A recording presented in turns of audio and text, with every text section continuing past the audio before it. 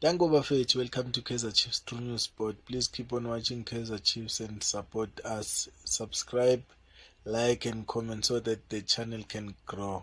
Bafethu into engijabulisa kakhulu ukubona abo-Chiefs lana in the training session, and then nama coaches, the way they are happy, you can see the relationship that they are building with ama players. And yiyo lento esiyidinga kakhulu bafethu. We need ama coaches with ama players wethu to have that friendly relationship kube ngama brothers when they are there bafethu, especially when they are going outside. Mani ngabe anina i-relationship kuba nzima ukuthi ningahamba niyodlala ngaphandle ngoba ayikho i-understanding between ama players and ama coaches.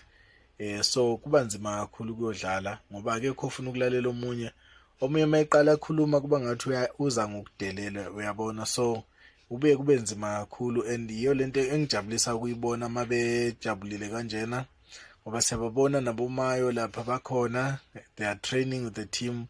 So kusho khona ukuthi i-Kaizer Chiefs bayayakha le team lena bafethu, engathi ngabuyela kule team lena esagcina ukuyibona boma 2014 2015 lapho the way bekudlalwa ngakhona ku-serious egroundini bafethu.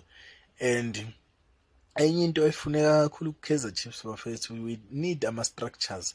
We need to know ama-starting lineup wethu as i-Kaizer Chiefs bafethu, because for now kusahlangahlangene. We only know at the back ukuthi we have Kwinika, McCarthy, sometimes uMakhatha akekho khona uMigwele. At least kungcono, we know ukuthi on the left we have been playing uCross makaba ne-injury khona ubani, kukhona uMarco. On the right side we know ukuthi vele umuntu obekabambe i-right side uMonyani, kwaba ne-injury kwangena ulento